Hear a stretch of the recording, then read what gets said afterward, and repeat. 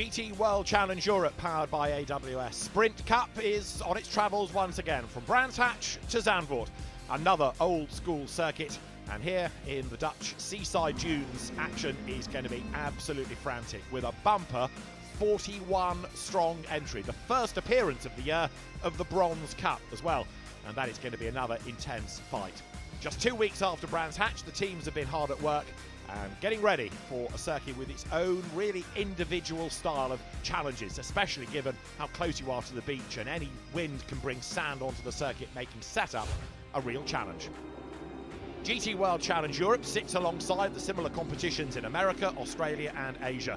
And in Asia, with Porsche and Chevrolet winning at Sepang, and Porsche winning race 1 at Mandalika, race 2 was full of drama. There had been contact at the first corner, and the number 4 Porsche was pushing hard of Wei Lu and Alessio Picariello, elbows out through the traffic. The pit stop window, crucial as ever, and then a big spin for the Alex Lou Reinhold Renger Mercedes, bunched up the field under a waved yellow flag. And on the restart, the Picariello Porsche was charging back through the field, getting itself into the race lead, and also looking to earn valuable points for Porsche. No joy though for Nissan, as the Matoki and Kanemaru car had a big spin, as up to the checkered flag came the Wei Lu Alessio Picariello Porsche, a third win of the season in GT World Challenge Asia for Porsche, and for a delighted team, yet more valuable points for Porsche in that global manufacturers competition.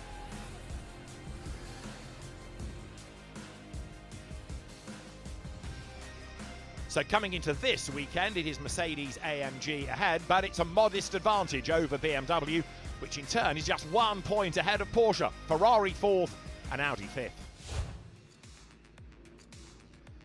This weekend at Zandvoort though, GT World Challenge Europe takes centre stage, and in a very competitive pro class, there is going to be action all the way. Lucas Auer and Maro Engel come here having been the race winners last time out at Brands Hatch in race 2.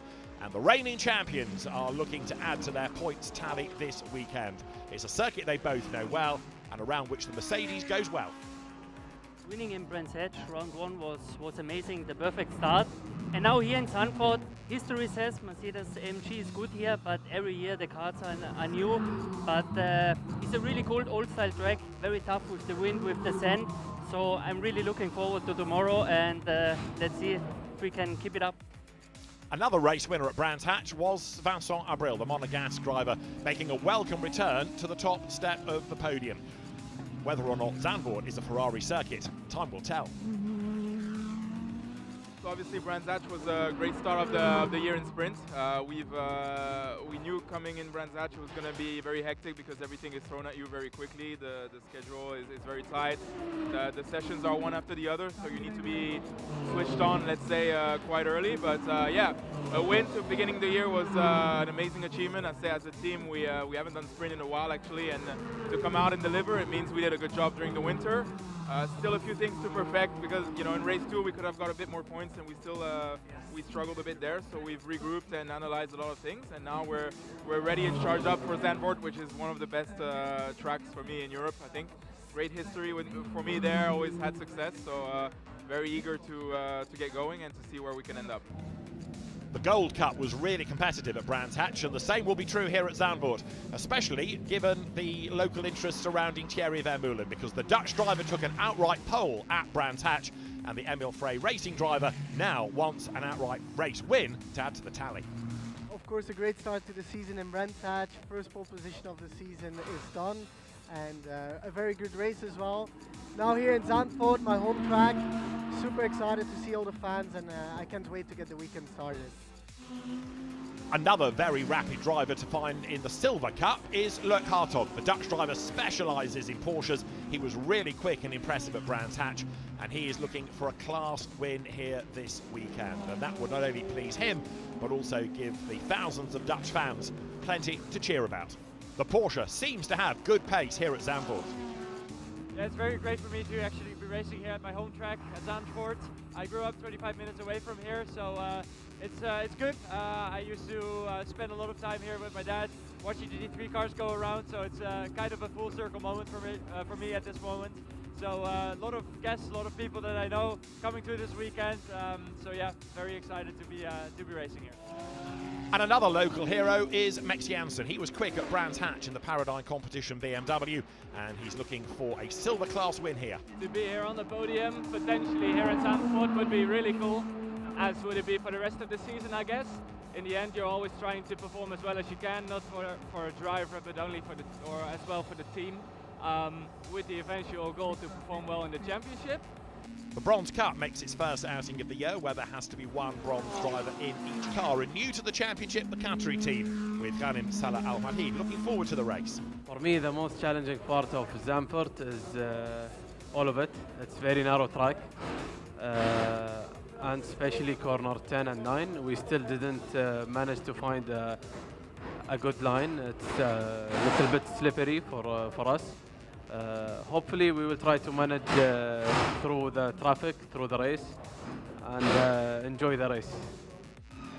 Rinat Salikov has been a class winner in the Spa 24 Hours in the past. He is a very experienced driver, and along with Gabriele Piana, one to watch. The Mercedes AMG comes out of the Winwood Racing Stable, and a class win is a real possibility. First of all, I think that the GTVC is one of the toughest grids in the world, and also a lot of great, nice bronzes here, and I'm really happy to join them. I think the first 2 laps will be insane. For sure it will be very spectacular, very hard to drive, but we're looking forward. That's why we are here. Basha Mardini drives for the Lion Speed GP team with a very rapid Bastien Bus, and again this is a real car to watch in the Bronze Cup. My hopes and expectations are to learn as much as I can, stay out of trouble, and try to just do the best that I can do out of myself, and hopefully we get a half-decent result, and maybe we build on future races.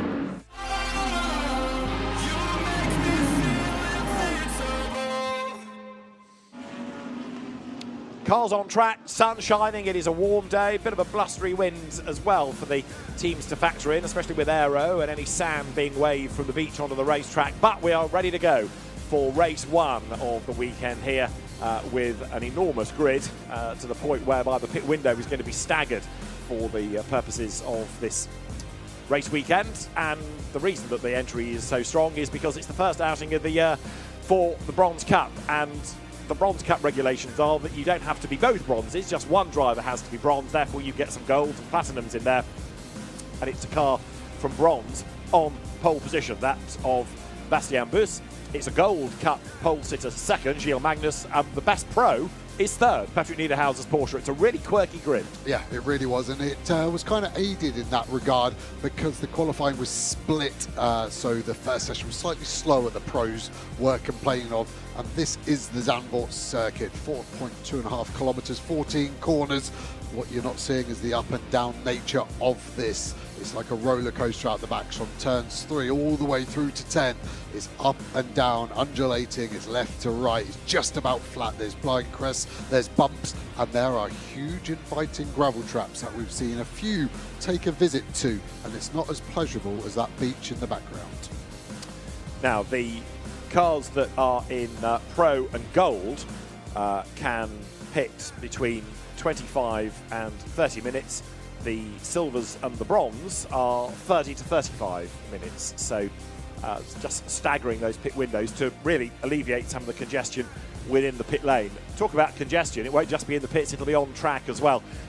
Drivers do say here, and you can see how windy it is, that it's not an easy track to overtake. It is going to be hugely important on the first lap, partly to do the overtaking while everyone is tightly bunched, but also keep out of trouble, because if you end up getting tagged and turned around, that's going to spell disaster. Yeah, it is, and I think that turn 1 Tarzan hairpin is so banked, it does allow you to send it around the outside.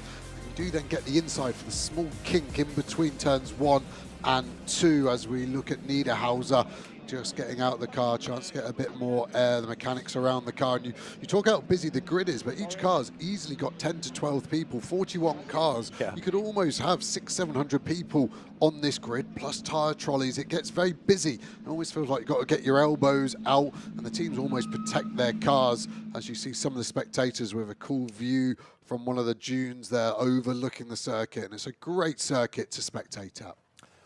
Now, we are looking forward to our first 1 hour race of the weekend, but before we do, let's go to the grid, because Patrick Niederhauser, who is third, is going to be a man to watch. He's with Alex Legui.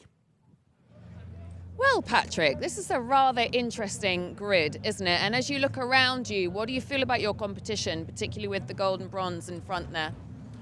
Yeah, obviously the bronze class with a longer pit stop isn't really in our direct competition, I would say, but obviously the gold and silver cars all around us, they're quick cars, quick drivers, and obviously we try to get the overall win today. Yeah?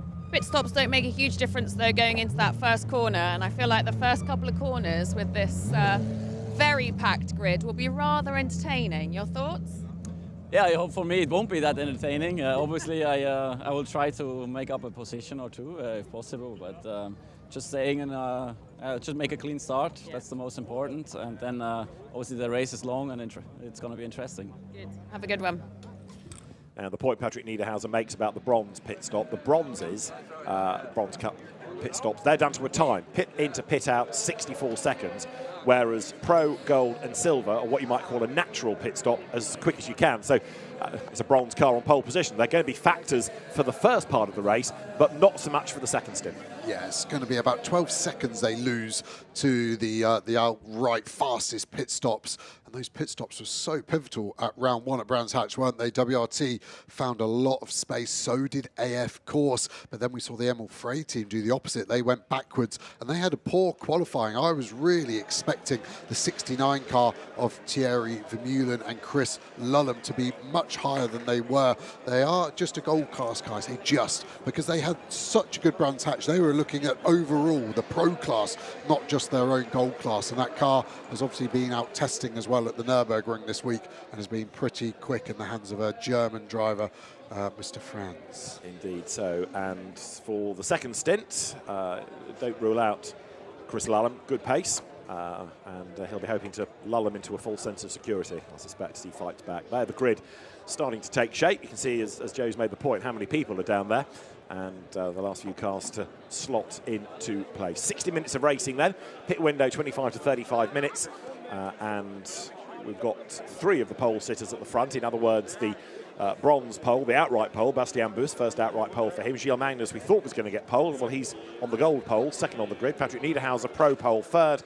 And the other pole position to Alex Arca, who will start 22nd on the grid in the Tresor Attempto Audi. Thinking Audi for Santelot, Gilles Magnus then. Gold pole, second on the grid. Gilles, this is the place to be. What a place to start here in Zandvoort. How tricky is this first corner going to be? Yeah, first of all, very positive qualifying this morning. Very tight one. It was quite impressive from everyone in the end. So it means it's a good BOP. It means it's a high level field, which is nice to see. Then yeah, I rewatched some starts from 2 years ago, and for sure the outside row is not a place to be.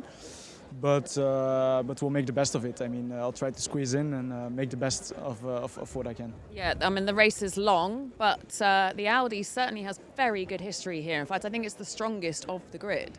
Yeah, for sure, it's a good car around here. Everything is a bit different now for us with the tires and stuff. But for sure, I'm confident we can be quick and competitive and make a good result out of it. What do you expect of tyre drop-off? A lot of tyre drop-off. I don't think we're the worst in this. We saw in pre-quali that our degradation was quite positive compared to other brands, so I'm quite confident about that. But it's very different weather from yesterday. It's quite a bit hotter, so let's see what that gives. Good. All right. Powers are on, Gilles. Former touring car racer Gilles Magnus, part of Rob Huff's management stable.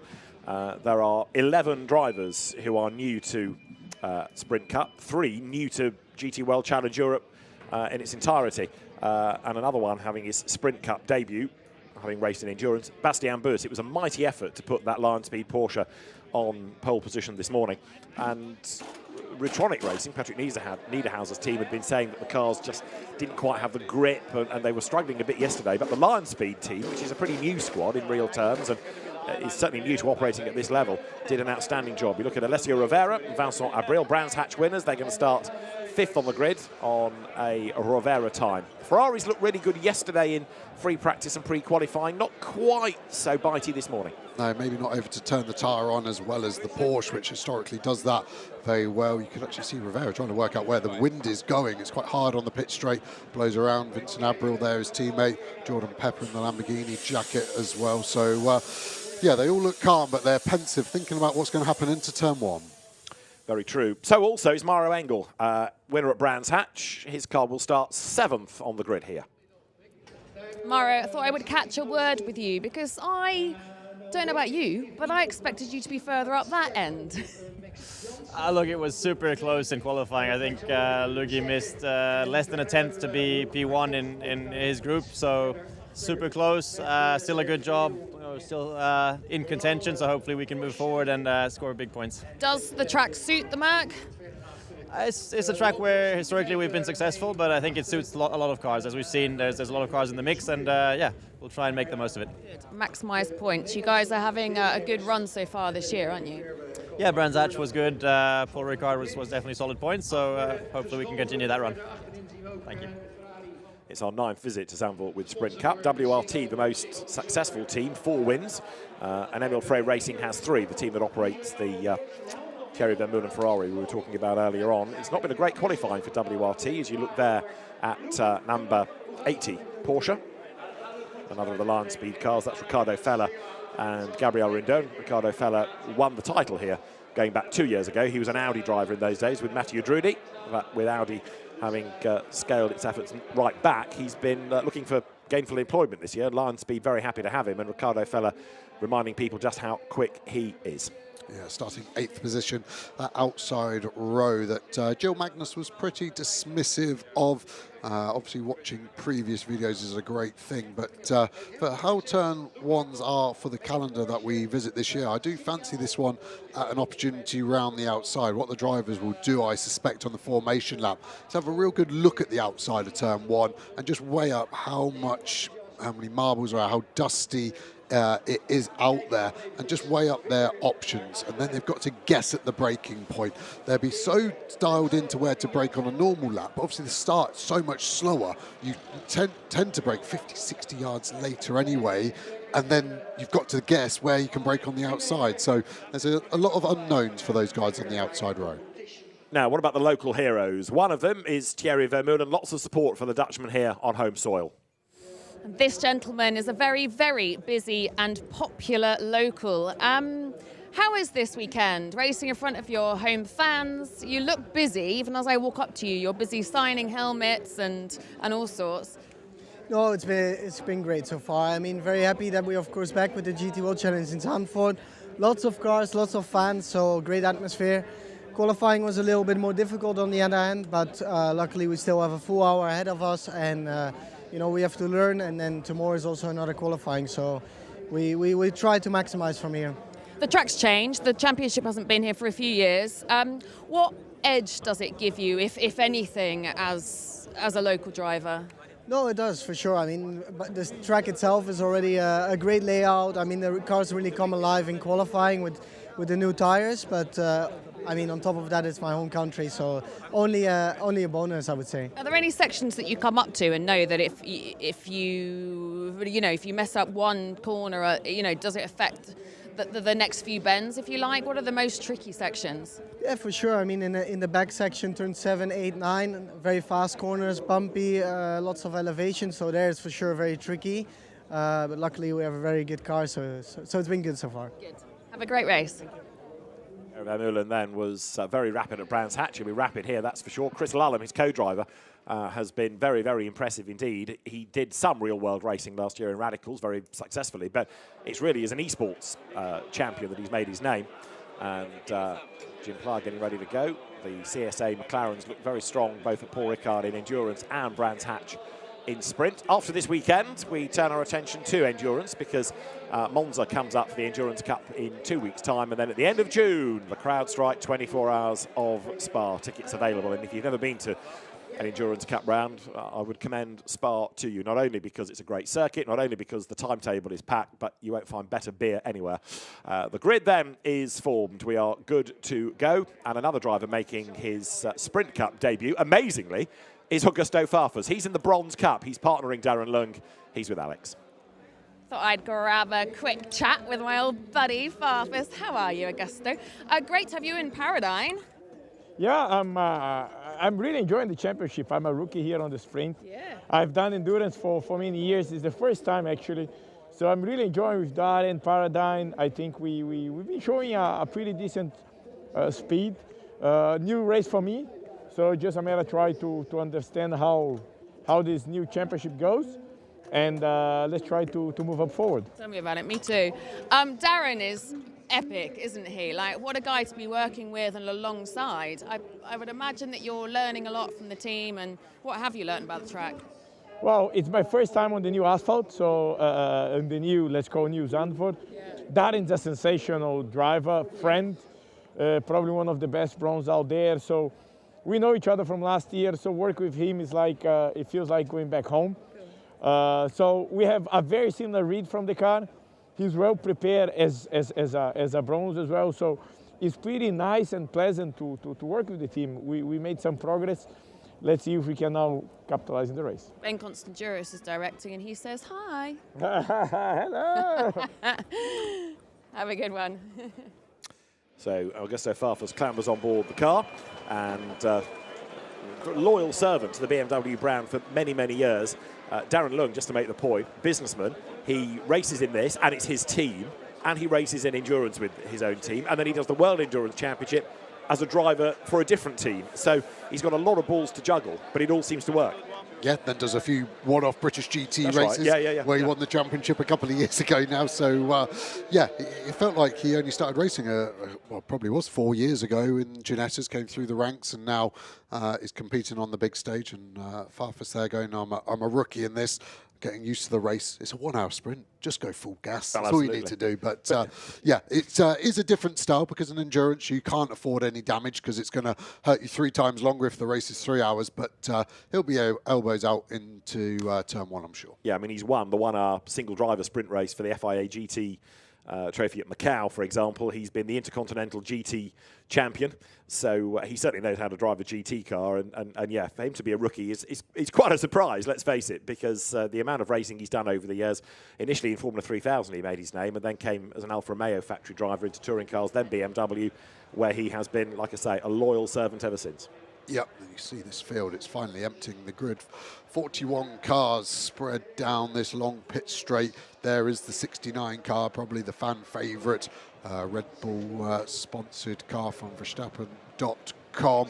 When they go back to endurance, they go back to an Aston Martin as well. So been interesting for them, 2 weekends back-to-back in the Ferrari, then to jump back in the Aston at Monza next time out will be telling to see where they go. Gold class on the car, but they are fully focused on overall positions. And Thierry Vermeulen, also one of the drivers that splits his time across not just different brands, but different championships as well, because he also drives in GT World Challenge Asia. He was at Mandalika last weekend as an example.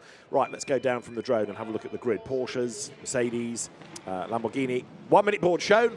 So now the last engineers leave the grid. Ferrari, Ford, further up the grid, BMW, Aston Martin, Mercedes AMG, there's McLaren, there's Audi. It is just a mouth-watering assembly of the 10 different manufacturers.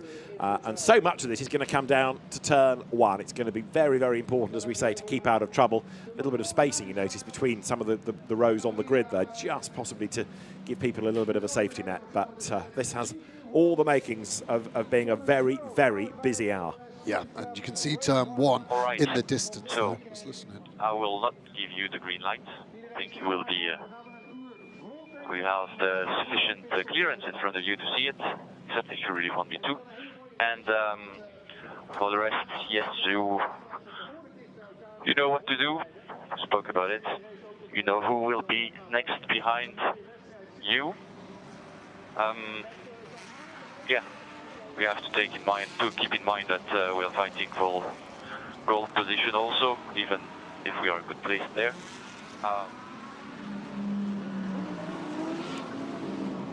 Neil Magnus' engineer just going through the process for the start of the race and then pretty much saying, I'll leave you to it. So normally when we're in the body of the field, they tell you where the green light is. Here, he's on the front row, he can see it for himself. Let's look at the grid.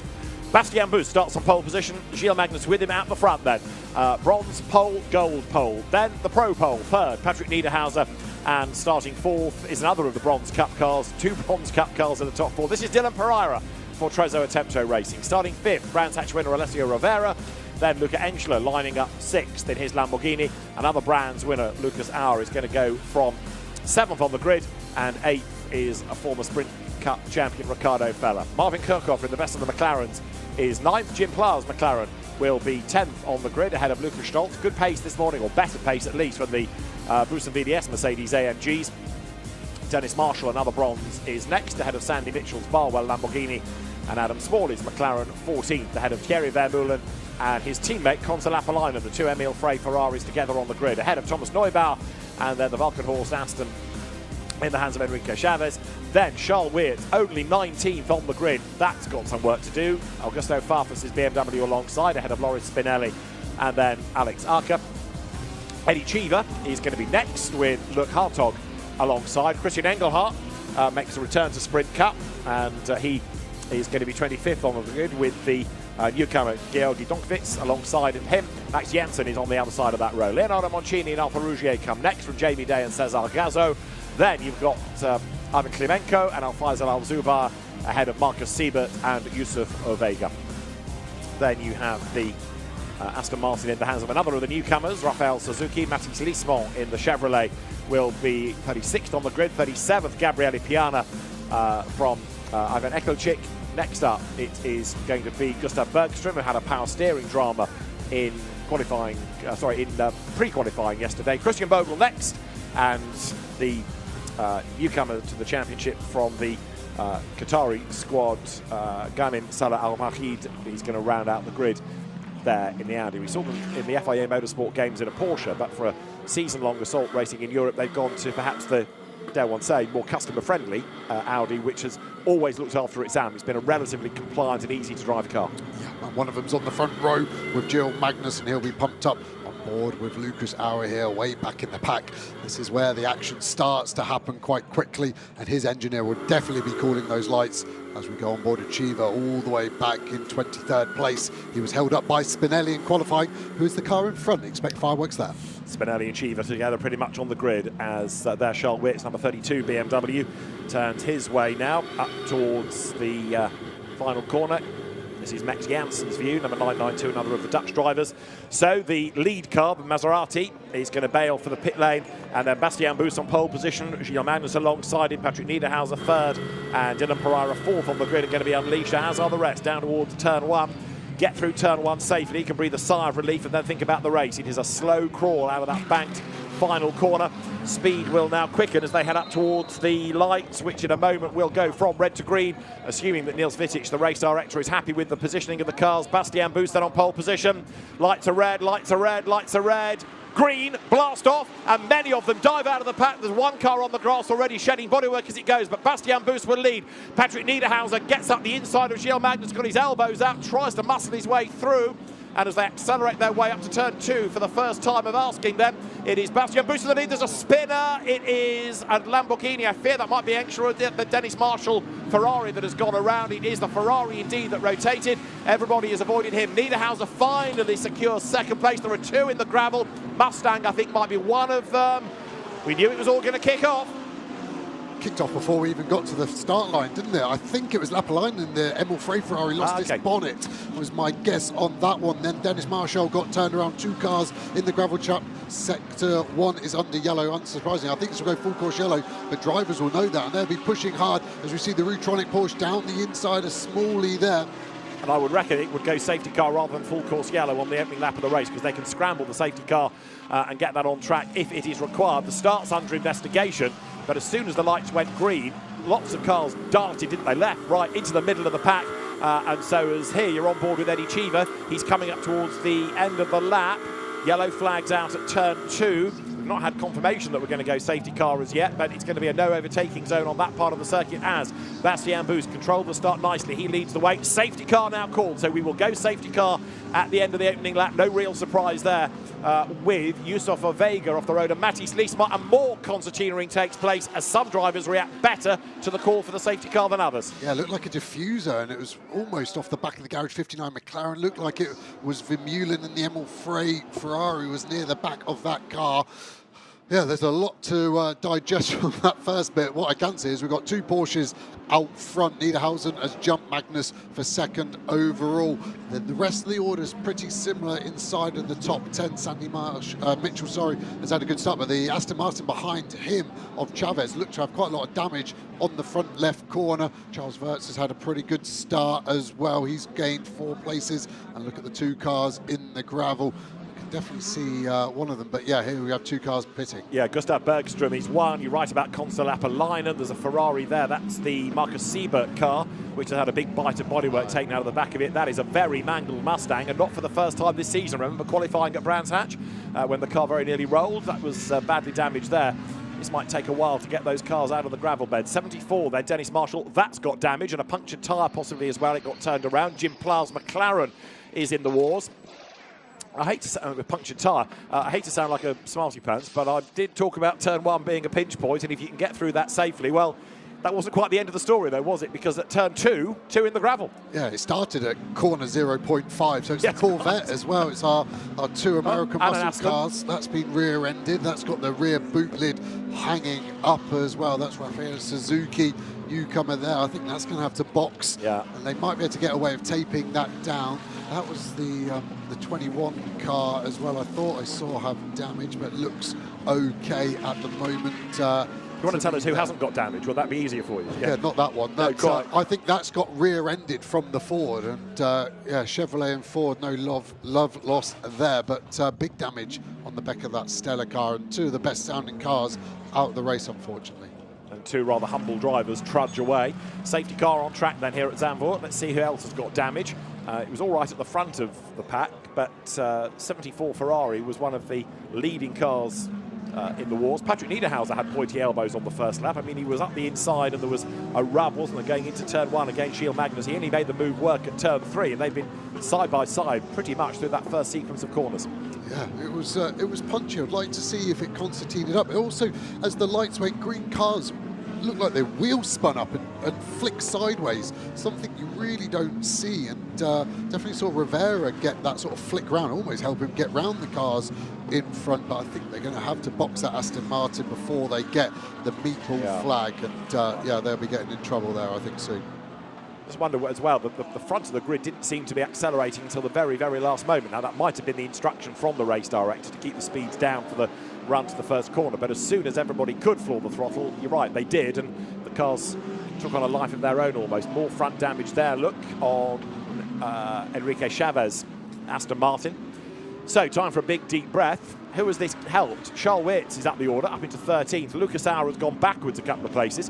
You can see there on the graphic who has risen and fallen. Eddie Cheever up 9 spots. Chavez and Wirtz up 6. 7 places gained for Lurk Hartog, and 7 down for Adam Smalley. That is Marcus Siebert coming into the pit lane. You don't need me to tell you why. You can look at the left rear corner, but that may end up having to go into its garage. There's also liquid on the road, so you know that's more serious, I fear, than just bodywork damage. Yeah, I think that was actually the Emil Frey car mopping up their liquid from Lapalainen's car. You could see the COM2 car actually getting a new part out the bubble wrap, so they're deciding they're going to try and fix that. I guess if you can stay on the lead lap, there's something to fight in for here, but that AF team deciding to put Siebert's car in the box, which is never going to be on for a good result. No, it's not a good sign, is it? So race order: Bastian Boost Porsche leads Patrick Niederhauser Porsche, Gilles Magnus Audi 3rd, Dylan Pereira Audi 4th. Then they stop pairing. Luca Engschler Lamborghini 5th, 6th Alessio Rivera Ferrari, 7th Marvin Kirchhoff and McLaren, 8th Ricardo Feller Porsche, 9th Lucas Auer Mercedes AMG, 10th Lucas Stoltz Mercedes AMG.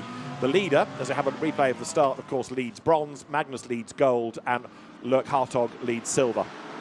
This car's flicked out, and it was just the slightest of contact for that Ferrari on the right side there. Flips the bonnet off. It was Stoltz in the Mercedes that was the one that sort of dived to the middle and got sideways as he did so. There's Niederhauser up the inside of Magnus at turn 1. Bit of a rub between those two. This is how Eddie Cheever saw the start. Yeah, 9 places gained. Seen 2 already straight away. Got the inside line into here, turn 1. See Farfus there really load up the middle, and that red parodying BMW. We're just hugging the inside. Might see Dennis Marshall fly off left some point here. That was the tyre smoke, and then you see him. Then we get the run on Chavez, which has got damage on the front left. I'm not sure if it's got it yet or not. Is it going to happen now? Potentially as he dives in turn 3. Was that Jim Pla getting the front puncher that we saw him box for. Charles Wirtz also getting a good start, and Chavez couldn't see where he got the damage, but watch Dennis Marshall fly left. He got loaded up there. I think that's how Chavez got the front damage. I think Marshall got a poor run out. Chavez didn't want to lift and just fired him out the way.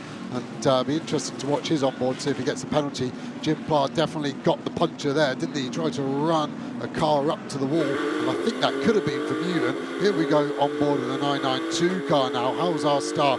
Could already see Lapalainen to the left, couldn't we? Trying to follow a Rutronic Porsche round the outside through turn 1. There's been 3 cars on our inside potentially. I think we're going to get another Dennis Marshall going left. Oh, that was close. Like a Hollywood movie, wasn't he? He was trying to do a J-turn out of there. Bodywork flying everywhere. It's going to be a Mustang and a Chevrolet in that gravel trap in the next 10 secons. I'll let you talk for a bit. All right, let's have another look and work out what happened to Dennis Marshall then, because in the dust storm, he's already been turned around and collected. I think that was the Marcus Siebert car that bounced off him as well. The Mustang's already got damage and then can't turn and harpoons the Corvette. So the Mustang had already got damage. Ovega just could not turn the car. We understand as well there are reports of oil on the track, which may have come from Lapalainen. When he went onto the grass, he may have damaged something underneath, like an oil cooler. So there's a concern of liquid on the road. Also, we're getting reports that Enrique Chavez, Aston Martin, is dropping bits onto the racetrack as well. So the scrutineers are definitely going to have a look. There you see what happened to the Dennis Marshall Ferrari. Now, the Mustang has already got into the side of another car. So its damage was done there in avoidance. Couldn't turn. Bang. Collects the Corvette. Turns the car into the gravel. Mathis Lismon's race is done. I think that's covered everything. Yeah, I didn't expect the Mustang and Corvette to be in the gravel trap because of that. No. Because of a Dennis Marshall spinning car on one. I wouldn't have predicted that one. Safety car is in this lap. So that has been a quick recovery. So get your breath back, David. Here you go, mate. Okay, well, safety cars breed safety cars. So you had them all bunched up at the start. Look what happened. We've got them all bunched up, ready to go part 2. And now they've got to be a little bit more cautious. So let's see what happens then. We've not yet had a full racing lap. This is lap number 4 about to be completed, and Patrick Niederhauser, you can tell he's going to be on a mission as soon as he pulls the pin on the run down towards turn 1. It is race 1 of GT World Challenge Europe, powered by AWS Sprint Cup. Safety car peels in, green flag ready on the start line. Bastien Boost leads, Patrick Niederhauser leads, Gilles Magnus. That's your top 3. They're all class leaders. We're back racing then here at Zandvoort as Luca Engstler tries to line up for a move, and so on the inside does the Ferrari of Alessio Rivera. He doesn't do it. Others rejoining from the pits. Chavez dives up the inside line of Wirtz. The Aston Martin still losing bits of bodywork, but he's not boxed. He's carrying on in the race. Bastien Boost leads the way. Look down from the drone. Ricardo Feller dives up the inside of the Ferrari. Lucas Auer in the yellow Mercedes AMG tries to follow suit. Contact again. That was Rivera bouncing into the side. Wow. Around has gone Ricardo Feller. He's up against the tyre barrier. Not good. Poor fella there. That really wasn't his fault. Rivera had an awful start. Kirchhoffer jumped him at the start, and then he just was going backwards, and he outbraked himself, and unfortunately Feller was the only thing getting him around the corner. He spun himself. I think he's going to get a penalty for that move as well. Great job by Kirchhoffer. You can see a defence there from one of the Audis. Looks like the Porsche is going to get the switch back. We can see Chiva now down the inside of Chavez. Farfus trying to follow him through.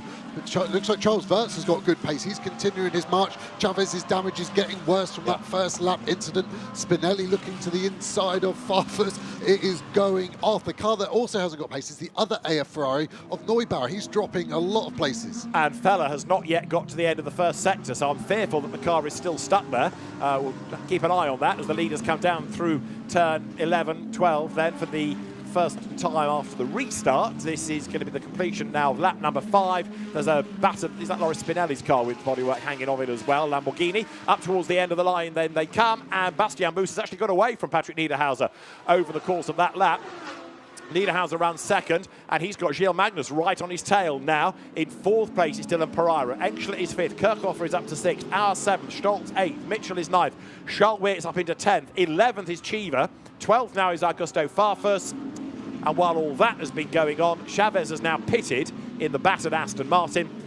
It's been a really tumultuous start to the race, and there is plenty more to come. 48 minutes are still on the clock. Well, we've got here 12 cars nose to tail outside the top 15 there. That's day done for that car. They'll get that repaired for tomorrow. Cars still streaming into pit lane, trying to work out who that could possibly be. Smalley is in, as is Rivera. Yeah. So they must have had contact. Smalley lost places on the opening start. Dylan Pereira in the black Audi, fastest sector 1 out of anyone so far this race. We saw Rivera tangle with Feller, but he looked like he was slowing anyway, so maybe he had a problem. And that's partly why Feller was able to get up with him. Ricardo Feller, we saw get turned around. He has rejoined, albeit badly delayed. That's Lucas Stoltz then, going after Lucas Auer. So the Mercedes drivers running 7th and 8th at the moment, and Dylan Pereira doing absolute best in the sectors. But Bastien Boost leads the way. Now, bear in mind, Bastien Boost, Dylan Pereira, they are in the Bronze Cup. Their pit stops have to be done to a time. So after the pit stops, they'll be out of the equation. Not because they've done anything wrong, not because their co-drivers are slow, as you look at Feller limping back to the pit lane, but just that their pit stops are regulation longer, so therefore they will drop down for that second stint. Feller with a puncture, and that's going to cost him a lap, as it already has done, and end of the day, potentially. Right, Audi battle goes on. Gilles Magnus, Dylan Pereira. This is gold versus bronze. Magnus on the inside is the gold. Pereira's car nearest us runs in the Bronze Cup, and Dylan Pereira tries to brave it out all the way around the outside. He's got his nose in front. He's got the inside line. Now it's the outside line. Advantage Magnus, but now Pereira has the inside for 3. Job done. Nicely done. Maybe not. I think it looked like Magnus was trying to get the cutback. He will have a run, but nowhere to go. That was an amazing late break there from Pereira. I thought Magnus was going to roll out the brake and run him out of road on the exit of 1. Very fair, too fair, in my opinion there. Pereira, quickest man on the track at the moment, so he should be able to make headway into the Porsches, and these Audis very strong at the end of the straight, so if he has got the lap time advantage, I think he's got a chance of catching Niederhausen and maybe making another overtake into turn 1. Look at Luca Rensler now all over the back of Magnus. They were talking about tyre wear. The Audis thought they were okay. I would say they were wrong with that guess at the moment. Inevitably, lots of unhappy teams, but there are some teams that are pretty chuffed with the way that they have lucked into places gained, and 2 of them are here. Charles Wirtz, 10th, Eddie Cheever, 11th. Cheever hustling on before he gives way to Marco Pulcini, but this is a Bronze Cup car, so its pit stop will be longer by regulation, and therefore it will drop away from Wirtz. So right now, Cheever is just gunning for everything he can muster. Yeah, his battle is the other Gold Cup cars, of course, so he needs to be trying to close the gap to those other cars in front of him. At the moment, Dylan Pereira is the next Gold Cup target, all the way in 3rd place now, so he's got to get his elbow down. It does look like Pereira's gapping... the gap is getting smaller to Niederhaus. Sorry, it was, it was on that last lap. It's come down by half a tenth. Not much, but it's a trend. And also Enschler 5th ahead of Kirchhofer, Auer, Stoltz, Mitchell, Wirtz to round out the top 10. Battle on here as Loris Spinelli gets up the inside look of number 99 Audi. That's Alex Arca's car, so that's a battle for 14th. Bronze versus silver. Spinelli stays ahead. Bastien Boost, fastest lap of the race. He leads by 11 tenths of a second. We started with 41. Realistically, we've got 32 left in the race. A lot of damage done early doors. Lucky we start with so many, but it's kind of a victim of his own success. 41 GT3 cars around Zandvoort. I wouldn't have given you any money odds-wise on 41 finishing, that was for sure. Look at Vermeulen in the background here, much lower down, 16th position. They're going to have some head scratching going on tonight to try and rise the position of that car for tomorrow, that's for sure. Acker looking aggressive. Spinelli was very hard on him round 1. You can see some tyre smoke as they rub doors around that corner, but Acker is a very aggressive driver in his own right. There is the 69 car. What can he do? Can he start to pick up some pace and give the home fans something to cheer about? Bastien Boost then leads the way, and he will go long, I would have thought, given that he is the quicker of the 2 drivers in that car, the higher graded driver, before Bastien Boost makes his regulation stop. A boost stop, possibly.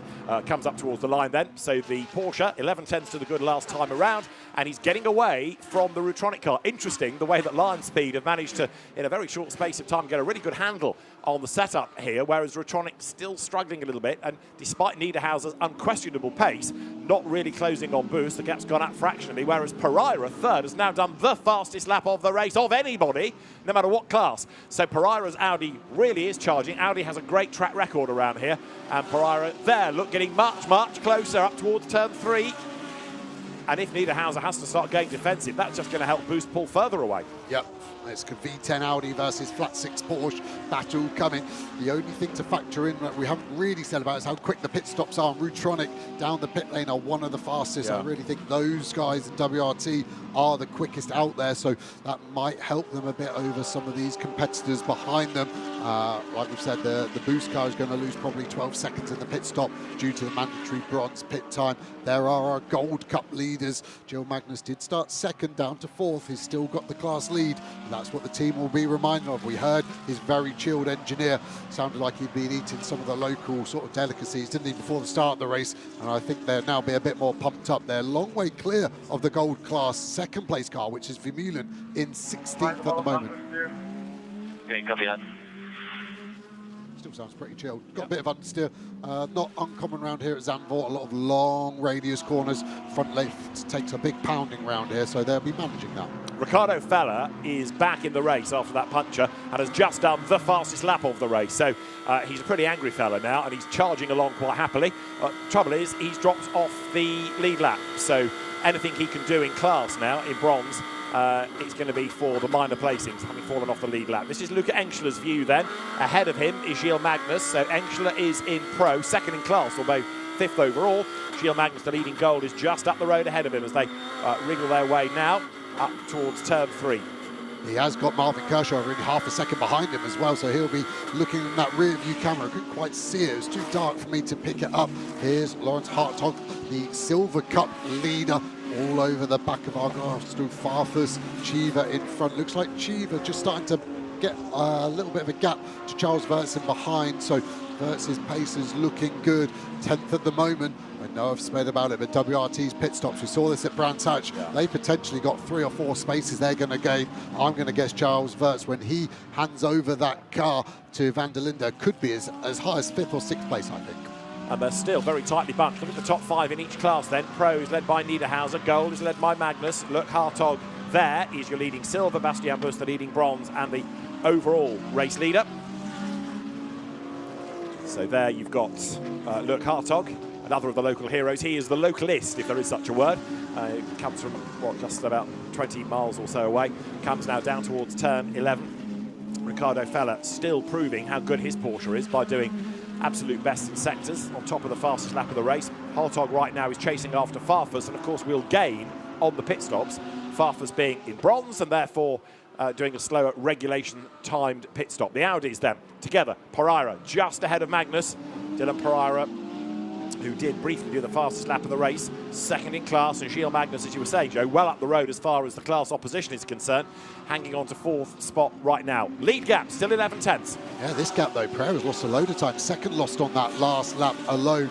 Is that the tyre dropping off? Lucas Auer's gaining time as well. Kirchhofer now losing time. We see this so often, don't we, how the teams and drivers want the cars set up. Do they want it aggressive? Do they want the tyre to turn on and be there for them at the start? Or do they want the long-term nature and think about the long-term strategy? Is ego over sort of team gain there? And I think at the moment some of these cars are going the other way on the trend, and Lucas Auer looks like he's the one on the move. Absolutely right. He's gapped Lukas Stoltz behind. Stoltz 8th, and if anything, Stoltz now coming under attack from Sandy Mitchell in the Barwell Lamborghini, the very, very rapid Scottish driver, Sandy Mitchell. There is Lucas Auer, reigning champion, don't forget.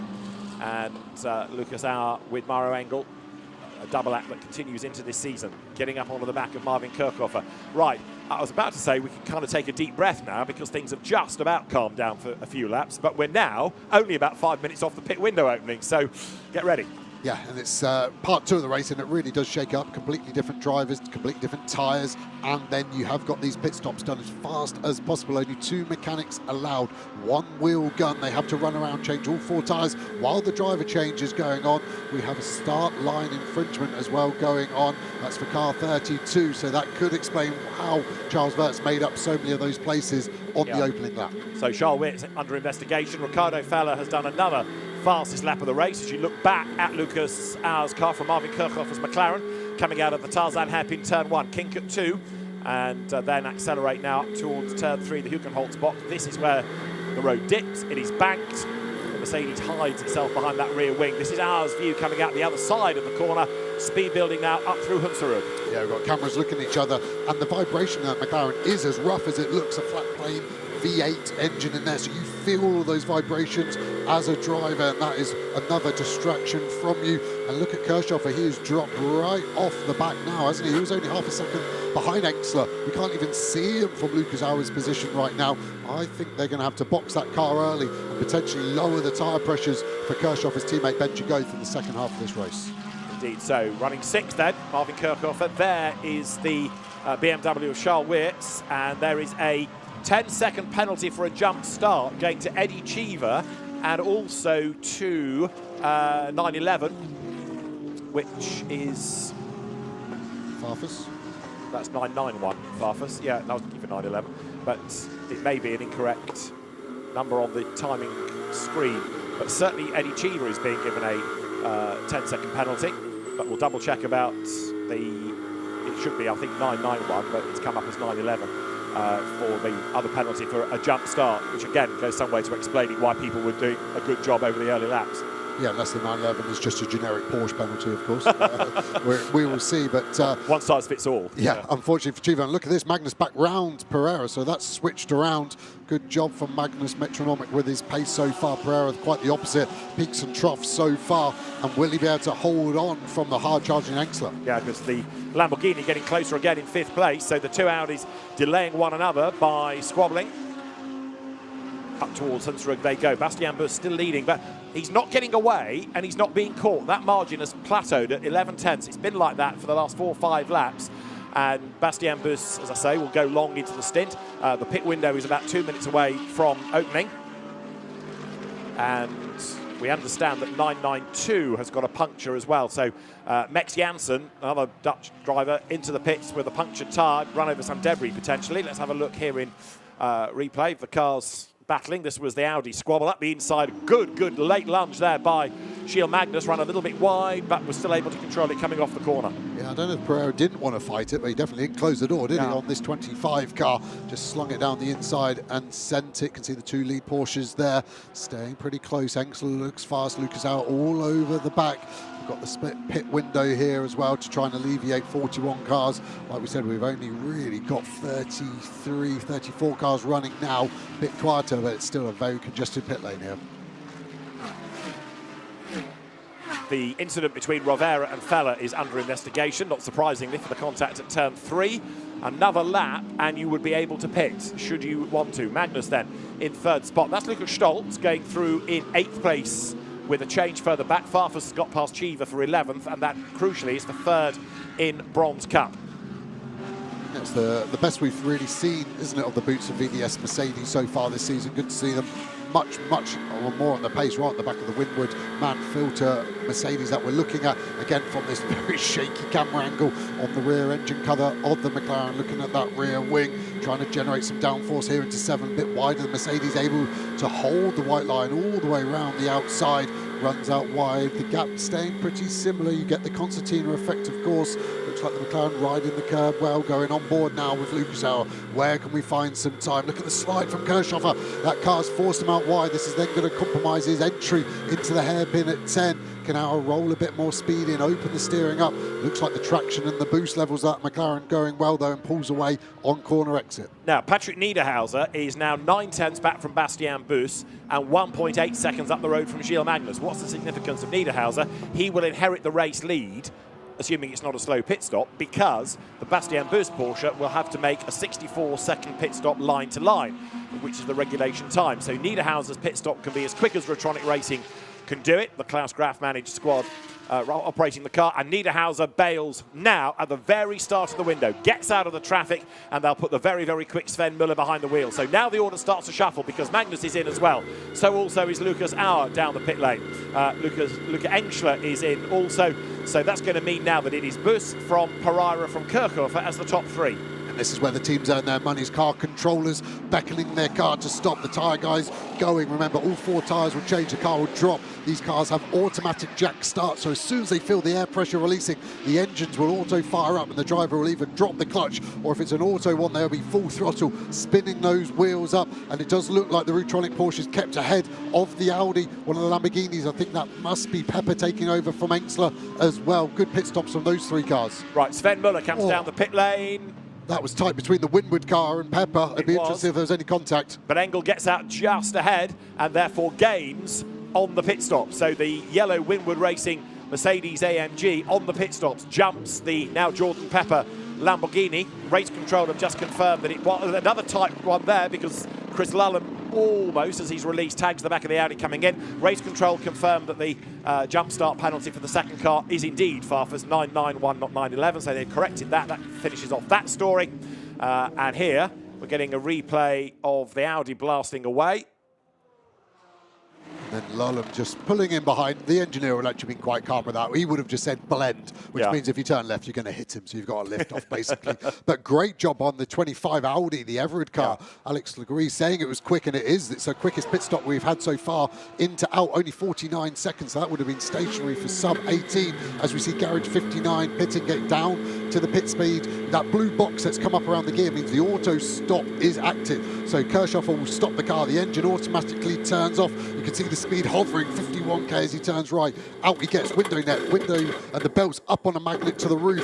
Benji Goth getting in. You pull the buckle up between his legs. Kirchhoff are helping him. Tyres going on at the same point. There is so much to do. Radio, drinks bottles, 5 belts to attach as well, and then close the door while getting out of the way. Car controller looking down pit lane. They'll be ready to go. This is for race lead.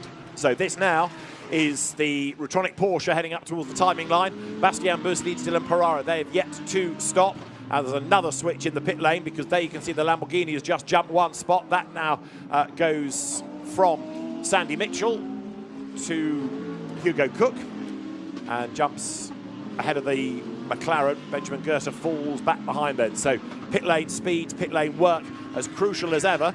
And for Barwell, they've got ahead of the other British team of Garage 59. 2.5 seconds quicker Barwell than Garage 59. That's why you see those positions, and that's why you see the teams practicing so much as we see this Porsche boost still pushing on, going long because they are the faster driver. 3.9 seconds now over Pereira in P2. 48, which is our now Engel Mercedes incident car 48 in pit lane, noted. We didn't see it, but something may have happened. It may have been getting in somebody's way. It may have been a number of people working, but there's another story surrounding 48 Mercedes. I think that was the close release with Pepper. I couldn't see it because of the pit lane banners, but it looked like contact and the body language of the car, so they'll have to investigate that, and they'll have plenty of angles to be able to review that situation. Right, so right now then the 48 Mercedes is ahead, there it is, and in traffic as well, so coming down behind the Qatari Audi.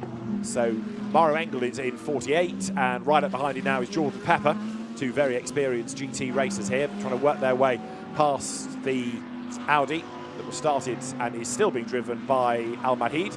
Coming now up towards the Ari Lyndike box. Engel wants to get past as soon as he possibly can. He'd like the Audi to bail and serve its mandatory pit stop, then he doesn't have to worry about having to fight his way through on the way to turn 1. But the Audi does not box. Engel is going to have to fight his way past at turn 1 and lines up for the move, goes through, hopes Jordan Pepper doesn't get through as well, but Jordan does way up the curb on the inside.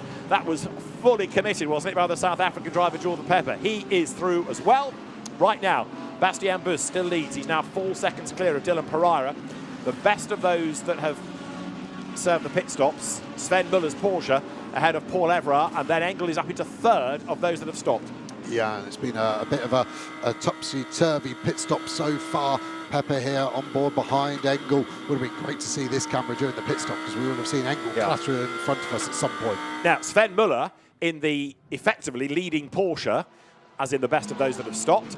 He has now done the fastest lap of the race. Now there you've got Bastien Bus. We were talking about him going long. Bear in mind anyway that the pit window for the silvers and for the bronzes is slightly delayed to alleviate the pressure in the pit lane. But even with their window, he will still go late into the pit. So he's maximising the drive time that is available. So Sven Muller, fastest lap of the race. Best of those that have done a pit stop. Who's done the absolute fastest Sector 1 time? Chris Lulham's Ferrari. He was really impressive at Brands Hatch, and he's really impressive here as well. Yeah, they've pushed it hard there. I saw a set of stickers on that car, so they've obviously decided there. It was a poor pit stop from Emil Frey, though. They lost nearly 10 seconds over the Santalot car that's been the fastest so far. But we saw that at Brands Hatch, didn't we? The time was lost in the pits. Alessio Rivera, 51 Ferrari, has been given a drive-through penalty for causing a collision. It matters not because the car's been in the pit lane since the end of lap number 5, and we've now done 17 laps. But that's the penalty that's been applied, although the car out of the race with the damage sustained. More shuffling in the pits. Augusto Farfus in from bronze. Alex Arca's Audi there gives way to Ezequiel Perez Compact. That joins the fray from silver. 28 minutes and counting. It's going to be a really frenetic final part of the race. There's an awful lot still up for grabs. Yeah, the Paradine BMW being held there. I don't know if that was part of its penalty there or not. possibly, but it's also got that 64-second time. So with it being bronze, it would be longer anyway. But yes, you're right. It's also got that 10-second penalty. So sort of double whammy on the pit stop, really. Yeah, I'm surprised they boxed so early. Could have got another 3 laps out of Farfus, but getting Darren Lung in. This car is going long. Potentially could squeeze another 2 laps. Going to be tight. I think a box at the end of this lap and relinquish the overall lead, unfortunately, being that bronze class car. Yeah, the incident involving Engel and Pepper in the pits is now under investigation, so more on that when we have it. There is the leader, Bastien Bus. And look at this for a busy racetrack. Sandy Mitchell just at the head of the queue. There's Kelvin van der Linde in the middle of all of this in number 32 BMW as they drop now down. You've got Benjamin Gerster up the inside, rubbing against the Audi. Around the outside comes Maxime Martin, and the Qatari Audi just monstered out of the way. A 5-second penalty to Mauro Engel for an unsafe release. The number 48 Mercedes gets a 5-second penalty for the unsafe release. I actually think it's quite a lenient penalty. I felt like they were fired into the fast lane into a car. I'd expect a bigger penalty than that. So in the heat of the moment, they will say it's not a fair penalty, but I actually think they will take that in the cold light of day. As you see 2 cars finishing their pit lanes. Been a good job by Hugo Cook there. You can see a lunge from Van der End on Goth. I don't think that was a real lunge. It was just trying to psych him out and see what was available. Was he going to catch the Maxime Martin in the Mercedes behind as well, waiting to sweep up? Yeah, Hugo Cook, apologies, having taken over from Sandy Mitchell. New fastest lap of the race, Jordan Pepper, who is going to gain the place over Engel anyway on corrected time, but he's on a mission to do it on the racetrack. Not only has Hugo Cook managed to fend off the challenge of Gerster and van der Linde, but he's also getting away now. So the Cheshire driver storms over the Brout Hunsrud, continuing to pull clear, and goes now up through turn 7. So Bus, Pereira, Cheever, the order at the top 3. They're all bronze. The leading silver is 4th. That's Lurk Hartog now. Then you've got Spinelli, Rougier, Engelhardt, Blattner, Suzuki in the top 9.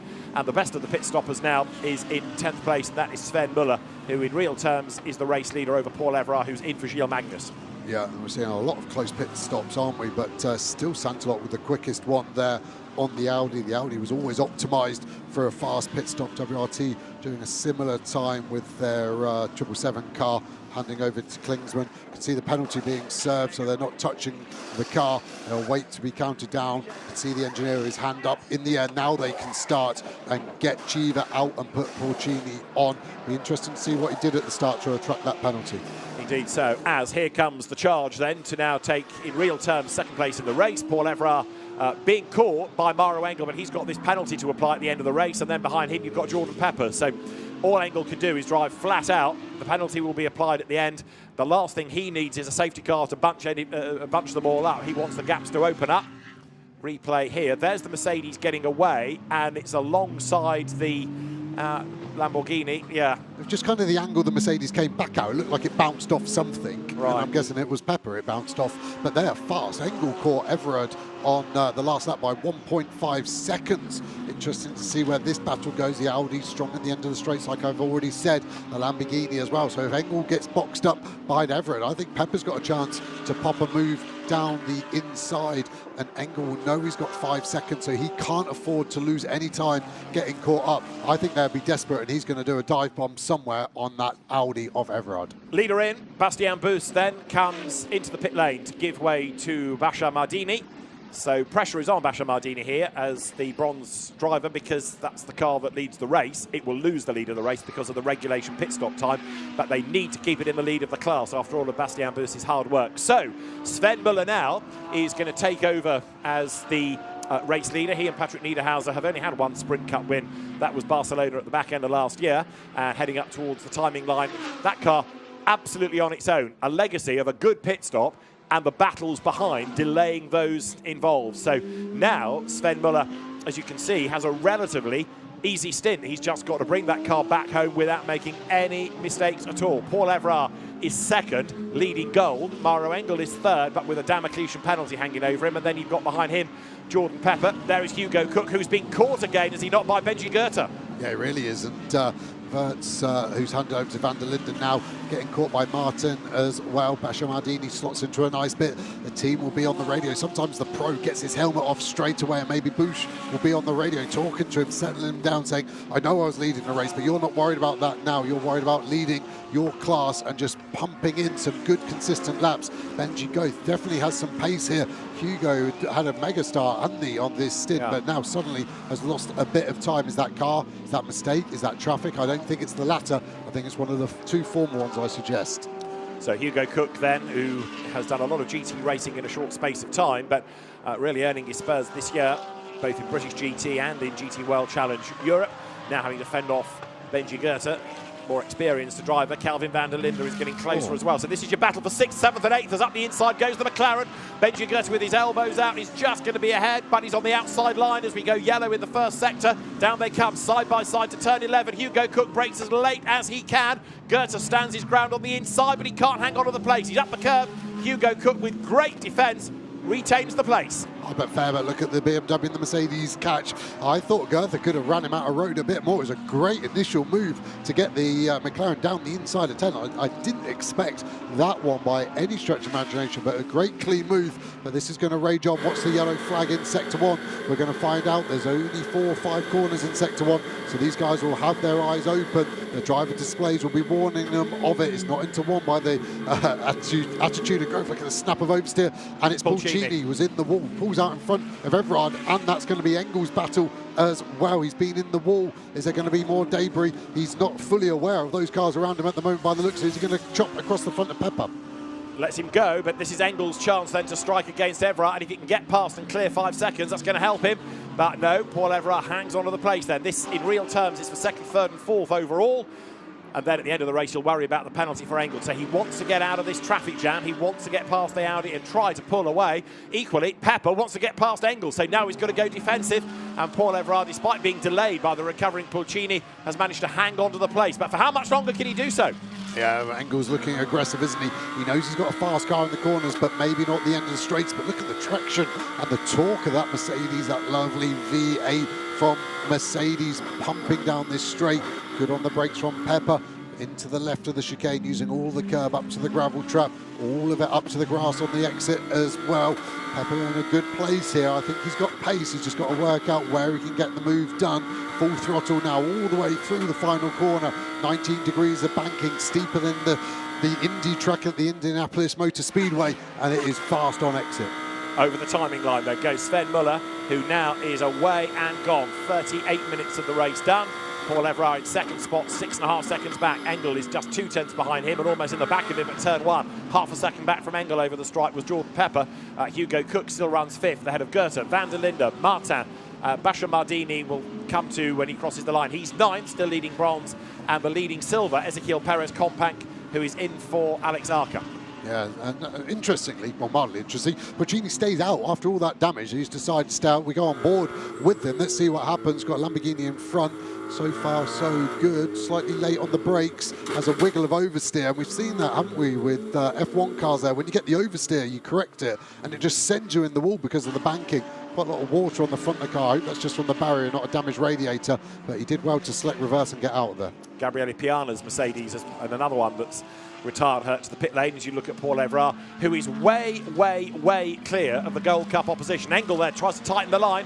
Rather dusty part of the racetrack fouled by Everard. He still is 2nd, but as far as gold is concerned, 2nd overall Everard, 13th Jens Klingmann, who is his Gold Cup rival. So in a sense, Everard could afford to let these go because it's not his battle, but he doesn't want to be doing that because he wants the best place outright. There are more penalties coming. One is for Dylan Pereira and Andre Mukovoz is out in 16th overall, and the other is for 85, which is the Loris Spinelli, Dimitri Gavatsova Lamborghini, and that's for speeding in the pit lane in both cases. Yeah, 66 is 2nd in class though, so that is going to be a class podium loss after a good start from Dylan Pereira. Interesting to know, was it Dylan on the way in or was it the driver on the way out? Of Mukovic there, Engels still all over the back of Everard, but now he's been there for a couple of laps. This will give confidence. The thing that won't give confidence to Everard is that Qatari Audi in front. Yeah, the way that the pit stops have fallen, everybody seems to be finding the Qatari Audi twice, once before it pitted and once after it's pitted. Oh, big slide from Engel there. The only thing is that it is both Santalok Audis. Will he be able to help his teammate? I don't think he will through this fast-flowing nature of the back end of Zandvoort. Pepper here, look at the sparks coming out of Engel as he bottoms out over the crest. They're all being held up. Can anyone do anything to get a slingshot on exit and do a lunge? I think Engel's got a chance here on the inside. Yeah, he has, certainly. But then across the front of him comes Everard, dives up the inside of his teammate. Engel can't find a way through, but Jordan Pepper can because he makes full advantage. He's got got past one. He gets past the back marker as well. Jordan Pepper, ever the opportunist, looked like he'd been hung out to dry and boxed in behind the Audi at one point, but he is able to come through and he takes the place away from Engel. He was going to inherit it anyway on corrected time, but he's done it on merit. He's done it on track. And he's done it with a really good move. Great move. I thought Engel was done on Everard. Everard must have really pushed him to the inside, and Engel decided he had to back out of it. Otherwise, they could have taken them both out. And like you said, Pepper, so let's have a look. So he's down the inside and then just decides to stay on the brake. He must have been thinking, I'm going to be 3 wide on the middle, on the inside here. I'm going to create an incident and get a penalty. I'm surprised he's backed out of it. I can see why he's done it, but I think he was in the driving position there. But that unknown nature of the Qatari Audi on the outside, I think he was worried that they were 3 wide and he was going to cause the incident. Yeah, Al Abdul Ghani in the Audi, I think, was the catalyst for all of that. Not that he did anything wrong, it was just such a very, very crowded racetrack. Now, this is the Hugo Cook, Benji Goethe, Kelvin van der Linde battle. The resumption thereof. Hugo Cook hangs onto the position.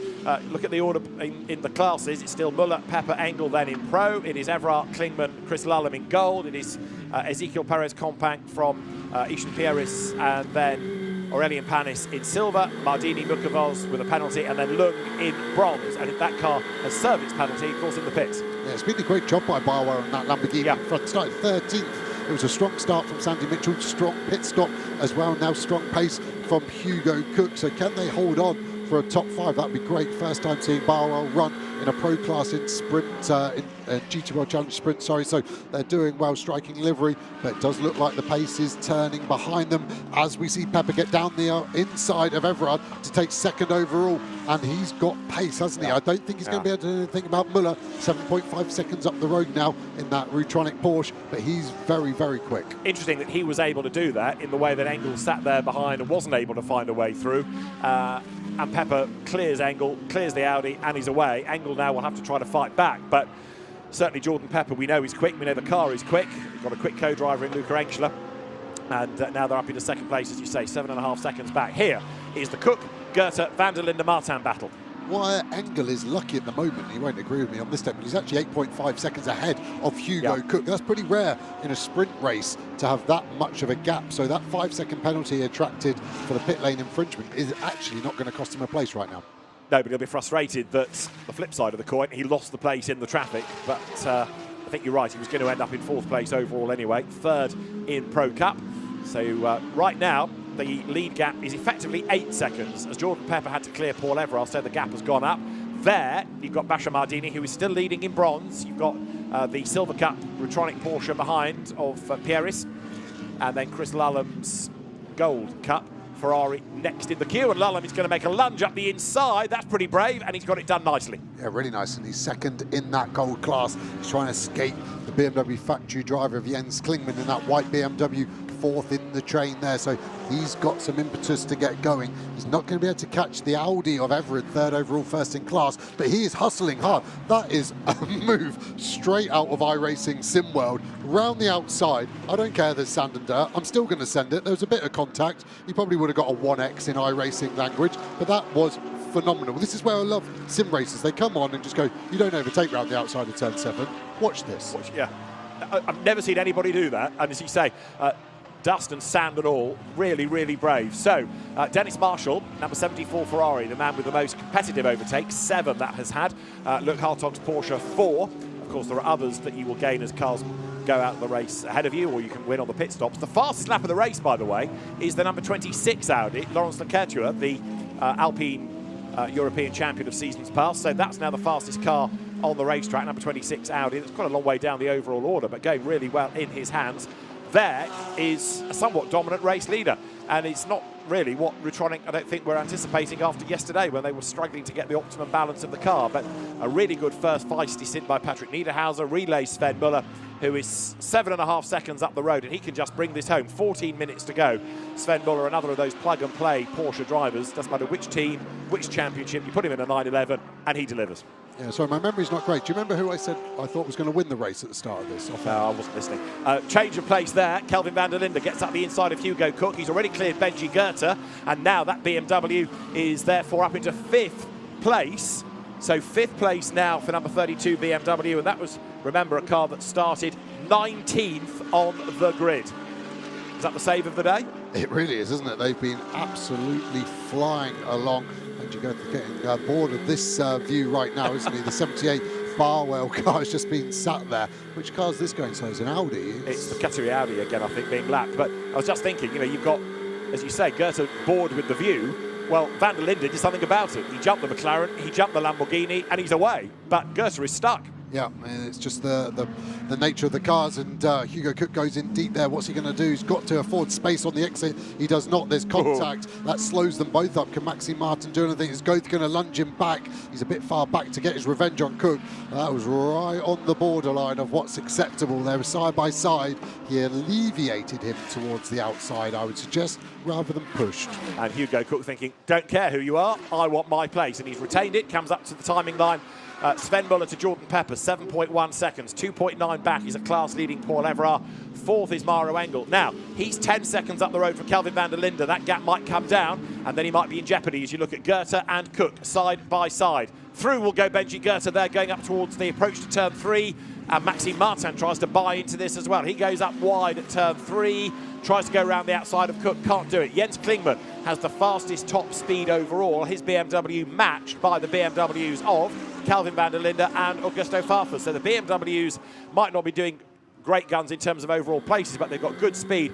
And this was a rather muscular Goethe getting up the inside of Hugo Cook. Yeah, rubs him up on the apex and gets the job done. I think Hugo Cook gave up because he was trying to hang around the outside. He knew how rough he had already been to that McLaren, so if he tried to stay there, he was going to get fired off as Engel is finally alongside. But it's going to be a hard move around the outside, trying to squeeze each other under the brake zone. Engel goes in deep, gets the job done. Great move, hard, fair racing from both. Right, now he's got to pull out 5 seconds, hasn't he? And he's got to do that in 11 3/4 minutes, which is not going to be easy. But Mauro Engel is going to be up for the challenge, assuming the team have told him. Now, if the message hasn't got through about the penalty, they need to give it to him to make sure that the remainder of the race is done like a qualifying session. Push, push, push, stretch that margin to be third overall. He's still going to be third in pro, whether he's ahead or behind the Audi, but he does want the place. And there, Everard edging left and right, jinking from side to side, almost like he's warming up the tyres. Yeah, be more likely to be feeling a problem.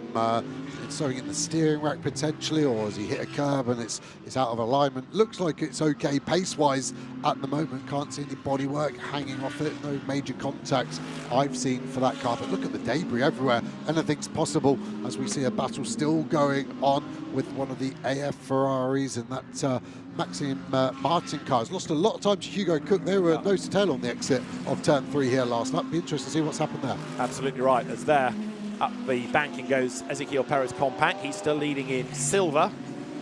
Behind is the delayed Ricardo Feller Porsche that is now with former Lamborghini Super Trofeo racer Gabriel Rindon at the wheel. The white and orange car there coming over the brow. So Ezequiel Perez Compact leading silver from Morelli and Panis, and then the second of the Rutronic Porsches of Echampierre is up in third in the category. So Sven Muller's gap is coming down against Jordan Pepper.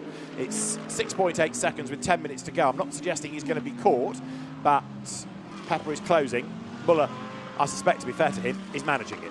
Yeah, exactly. And the worst thing you can do as a driver here is push so hard you create an issue either through error or just pushing so hard you can actually take so much life out of the tyre. The risk of puncture goes up through the roof. And we're just starting to work out what's possible for cars here. Chris Ludlam's pace is still very strong. He's pulled away from Jens Klingman, so that looks like the Gold Cup podium is pretty secure at the moment. This 99 car leading the silver class at the moment as we go back to the lead car. A bit of traffic to contend with. This will be a bit of a concern potentially. It's the other Barwell Lamborghini. This time the 76 car of Garg in front. He'll want to clear it as quickly as possible. Blue flag should be out. He has 6.3 seconds at the moment over Pepper, but that soon starts to go away with a few issues like this. Yeah, 6.3 the gap. Big flash of the lights from Sven Muller. He wants to get past without losing too much time, but he doesn't want to put himself in jeopardy. And there, the Lamborghini of Bujoy Garg does exactly the right thing, gets out of the way, gives him track space. So Sven Muller not really impeded too much, gets through, gets away. And equally, Barwell will have been on the radio saying that's the outright race leader behind you. You don't need to fight him. Give him the room, let him go. Carry on with your drive. So Jordan Pepper still charging. He's quicker in the first sector, but of course the Porsche was in traffic. And now the released Sven Muller comes with 9 minutes and counting on the clock down towards turn 11-12. The Hans-Ernst Bocht wriggles his way out of that section of the circuit, then gets back onto the power once again. So the Porsche Super Cup, Carrera Cup Germany champion leads the way. This is Jordan Pepper, second place, the Sirocco Cup champion, winner of the Bathurst 12 Hours, winner of GT World Challenge America, and a Lamborghini factory driver for the last few seasons. Very, very accomplished. Comes up towards the line, and Sven Muller, Porsche, Jordan Pepper, Lamborghini, first and second, and the gap 5.2 seconds between them right now. Yeah, and he's already pulled 4 seconds over Engel as well. Pepper's pace really good. It's not going to be enough for this race, but they were strong at Brands Hatch, weren't they? Got disqualified from qualifying, and then Pepper had a few issues in the race trying to overtake, attracted a few penalties, but his pace was there to see, and I think this car is going to be strong throughout the season. I would tally with that, as there is then the Pepper Lamborghini up towards turn 7. This is lap 31. 7 3/4 minutes are on the clock. Silver is still being led by Companc. Gold is still being led by Paul Everard. And bronze, Basha Mardini to Darren Lung. Now, the gap last time, Porsche to BMW, was 7.7 seconds. And on that lap, Mardini was quicker, and it's 7.2. So it's still advantage Porsche after all of Bastien Boussy's early efforts. That's being maintained by Mardini. Leclerc now in this battle. Actually looks like they're all catching Benji Goth up again, who had all of that pace at some point. They're about to catch the back marker of Pulcini as well, which will be an added level of spice. You can see all 3 cars there going tighter and tighter, trying to get a look down the inside. Hugo Cook squirreling on the rear. I think he's pushed a bit too hard on those rear tyres now, and I think Martin is just biding his time. He will, of course, have the worry that he's got to look in his mirror at Leclerc as well, as we see the battle coming up for 6th place. It's been a strong race from all of them. All of them have moved forwards, but that Barwell car has made the most places out of all of them. And as you said early on, Hugo Cook has done a really good job. That car staying up in that leading group, 7th after the early efforts of Sandy Mitchell. Remember, the drivers that you see in the cars now are going to be the drivers that start tomorrow's race. So there's kind of a continuation of this battle in a sense, with the same drivers going into tomorrow's race, albeit the grid is based on the times they did early, or will do rather, tomorrow morning, not this race result. Pulcini about to be negotiated by Gersten. Well, not at turn 1, he's not. So the crumpled Ferrari turns out of Tarzan. Benji Goethe on the lights. The team, no doubt, will be on the radio as well, saying, OK, that's on a different lap, that car. Let it by, give him the room. Heading up to turn 3. This is where Pulcini had his drama earlier on. No such problems this time around. Looks fast. Pulcini's a bronze-rated driver as well, and a lot of damage on that car, but that is going to frustrate Goethe. And if he's not clear in the next 2 or 3 corners, Hugo Cook is going to be right back on his rear bumper, and we're going to get the 3rd round of this fight that seems to have gone on since the pit stops. And Cook at the moment is defending from Maxime Martin, so if it all does concertina, it's going to be very busy indeed, because Martin is bringing Arthur Leclerc with him as well, so it's really, really busy, and still Pulcini is ahead. I generally think the intelligence there of Martin is he's not looking to overtake. He's trying to allow Hugo Cook to keep his eyes forward to catch these cars. And you do see intelligent driving from some drivers, believe it or not. Looks like Goethe is going to get it there. Is Pulcini going to roll out the throttle? Or is he going to make him go round the outside? Now Martin is close enough to Cook to have a go. They've not been able to catch back up to Goethe as yet, so down they come into turn 11. Hugo Cook under attack. This is 7th and 8th. Cook and Martin. Right with them is Arthur Leclerc in 9th place. Pulcini, after his earlier dramas, got a long way back in the queue, of course, now in 30th place, and we've only got 5 minutes of the race to go. Lead gap's down a bit more, 5.8 seconds now, as in terms of competitive overtakes, the most has come from 32 BMW. Kelvin van der Linden up into 5th place overall. Through the traffic comes Cook. Maxime Martin will want to get past the Ferrari at turn 1, and he does so. Yeah, I thought the Ferrari was going to turn across the sister car from AF, different liveries, but same team. Made Leclerc's job pretty difficult there. Hugo Cook has caught up Benji Goethe, even with overtaking that Ferrari. Showed you the slipstream effect, possibly Leclerc to the inside, and Martin's going to be hard to make it work, and it does not. It looks so racy for about a split second, and then suddenly goes completely in the favour you were expecting. It's almost like a joker lap in rallycross, isn't it? You know, one is better than the other, and it tricks you into thinking that the pass has been made. So Goethe, they're trying to get away. The car's really on the limit, aren't they, as they come over the brow, drop down into turn 7. So now, again, Benji Goethe getting away. Brother Oliver in Formula 2 mode this weekend in Imola. And Arthur Leclerc dives to the inside to try to unsettle Maxime Martin.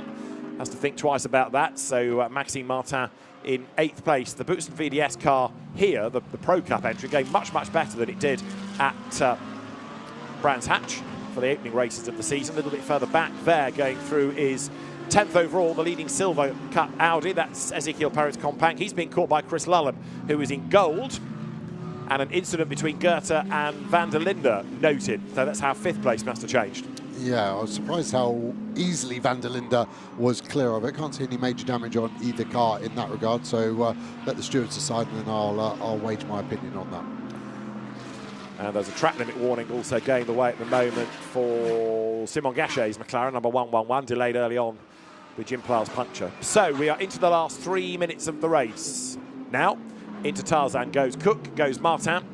So Maxime Martin, who's been a mainstay of the SRO GT paddock for many, many years, going right back to the creation of the Blockpan Endurance Series. He had a spell for BMW with the DTM. He was an Aston Martin factory driver for a time, and now coming back to the VDS squad, with whom he drove in those BMW Z4 days up against WRT Audis.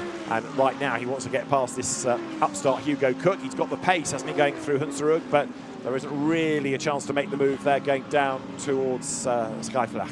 Yeah, you can see the racing line really being channeled into turn 7, the slightly cleaner part of the track. Similar story here at 8. These cars laying a lot of rubber down. New compound this year, the Pirelli DHG tyre. Leclerc starting to look down the inside. All of these drivers, Goethe, a big slide as well. They're hustling these cars, Martin, to the inside. It's not really an overtake that can be done without a lot of cooperation or contact. You choose which one. Lullen in the background as well here.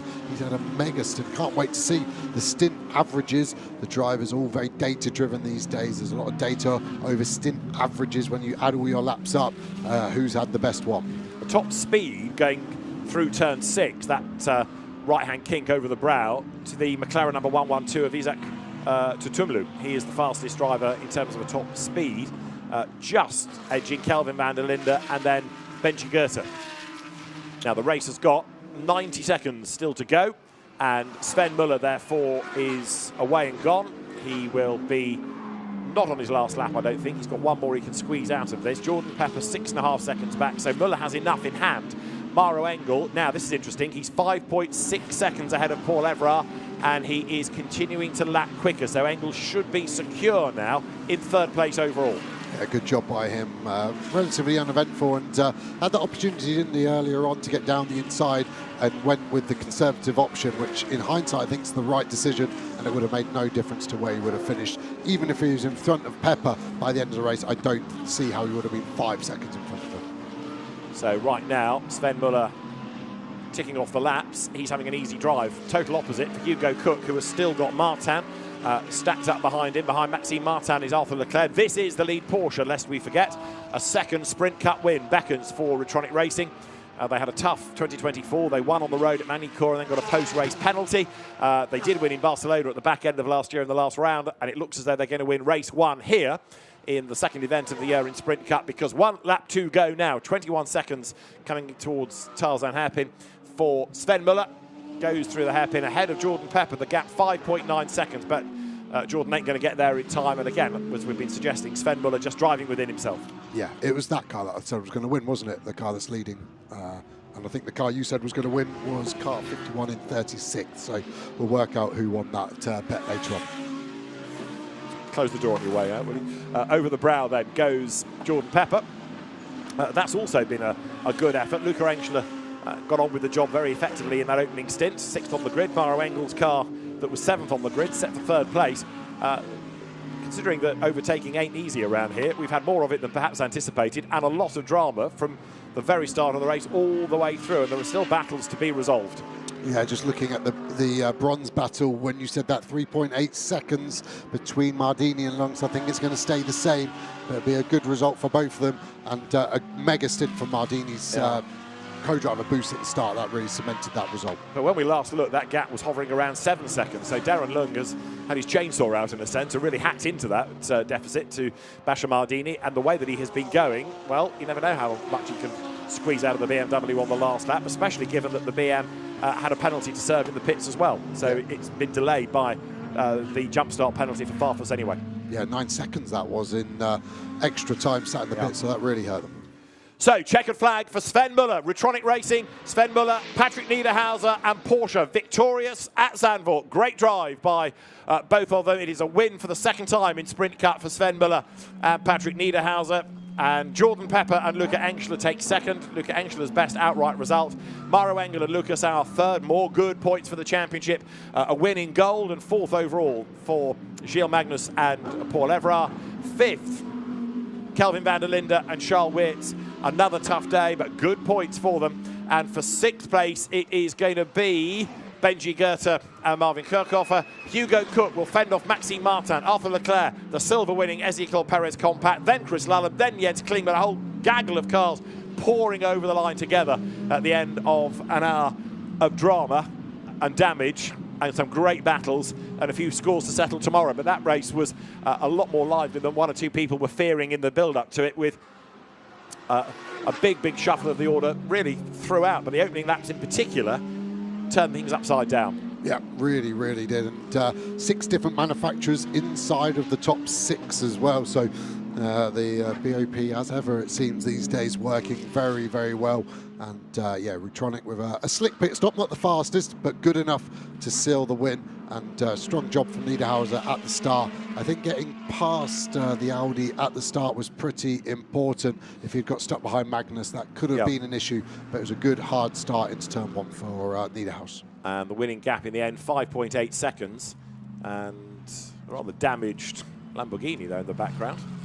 It's quite a good illustration of how this race has gone, really. Well, yes. That was carrying the damage after lap 1, has finished the race with it still attached, which is testament to the boys in Bologna, how they build that Huracan. That's the other Grasser entry, the bronze car of Christian Engelhardt and Georgi Donchev. But the other Grasser car of Jordan Pepper, Luca Engschler second. You've got to go back a long way, I would have thought, to, gosh, what, 2019 to find the last Sprint Cup podium for the Grasser racing team. So that'll be a really good morale-boosting result from Jordan Pepper and Luca Engschler.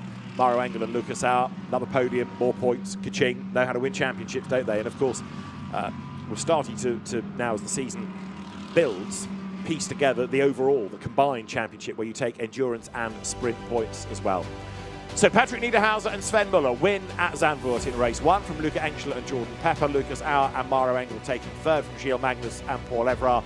Charles Wirtz, Kelvin van der Linde fifth. That was a good recovery after troublesome qualifying ahead of Marvin Kirchhofer and Benji Goethe. Then Sandy Mitchell and Hugo Cook ahead of Lucas Stoltz and Maxime Martin. 9th Arthur Leclerc and Thomas Neubauer. 10th, you're winning silvers, Alex Arca and Ezekiel Perez Compact. It was a winning goal for Gilles Magnus and Paul Everard. And Bastien Bus and Basha Mardini hung on to win in bronze by 1.9 seconds. It was close at the end, but the Porsche that led the opening stint outright wins in bronze. And we started with 41, 33 dragged themselves to the finish, some still with the scars of battle. It's going to be a late night for many of the teams. Could be a late night for the stewards as well. Quite a lot to unravel after some of the incidents that will need to be looked at. But a delighted Sven Muller hops out of the car. We have seen him racing already this year in British GT on top of the multitudinous seats he seems to find where a Porsche is involved. Patrick Niederhauser, a mainstay of that Rutronic Racing squad, and an excellent result for the team. So Patrick Niederhauser already with his Pirelli race winner's cap on. Sven Muller, the Swiss driver, will do likewise in a moment. But a very happy team indeed. Luca Engschler, Jordan Pepper for second, Maro Engel and Lucas Auer for third. So Porsche, Lamborghini, Mercedes AMG, then Audi, then McLaren, then BMW, then McLaren sixth, then Lamborghini, Mercedes, Ferrari ninth, and Audi 10th. Just see the body language between Pepper and Engel. Obviously, I think there was contact in pit lane. Drivers normally know that it's the car controller deciding what to do, so I don't think there'll be much issue between them. But it would have frustrated Pepper getting caught behind him. There's Everard looking pretty deflated, but winner of the gold class, so should be pretty happy, I think. Yeah, I'd have thought so, yeah. Well, Sven Muller, Patrick Niederhauser come out on top. Let's go to Alex. The winners of GT World Challenge Europe, powered by AWS, race 1, Pat, Sven, boys, what a fabulous drive that was. Let's start with you, Pat. Talk us through that start. You were absolutely brilliant off the line and managed to just maintain your pace and keep out of the chaos that was going on behind you? Yeah, so it was very important to have a good start, of course. The first few corners was really tight with Gilles, but I think we had a very hard but nice and fair battle.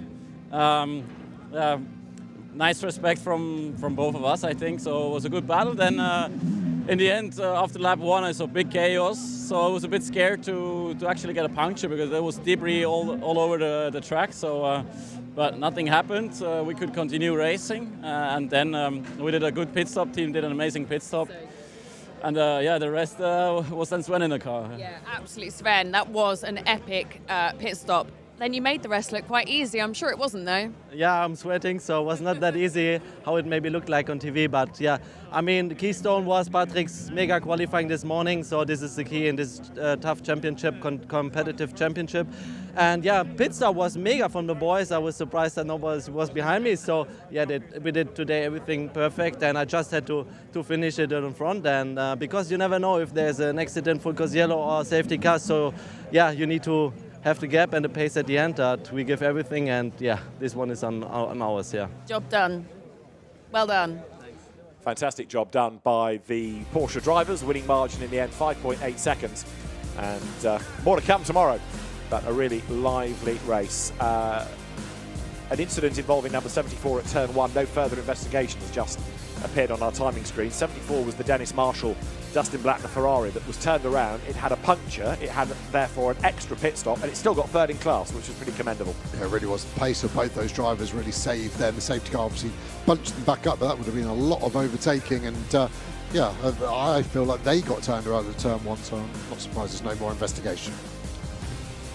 So let us hear from the Gold Cup winners of Paul Evrard and Gilles Magnus. They did look, or certainly Paul did look a bit deflated. Let's catch up now. And a quick word to our gold winners. Gilles, what a start. Well done. Yeah, as I expected, the start was going to be crucial. The outside, Patrick was very clean with me, I have to say. So first of all, congrats to them for the victory. But afterwards, I would say we were missing a bit of pace in the beginning after the safety car. Maybe when the temperature wasn't there, we were missing a bit of pace, but then the pace came again. Then for Paul, he was defending like he could, and he did a mega job. We have to analyze. Maybe we had a small issue on the car. We need to analyze that afterwards. But yeah, we're super happy. Victory in gold, first victory of the season, and P4 overall. It's mega. Yeah, very, very well deserved. And your pit stop was lightning fast. Yeah, Gilles did an amazing job today. It was an amazing victory for us, for the team. I'm so happy to the beginning of the season, and let's see tomorrow. Yeah, boys, well deserved. Thank you very much.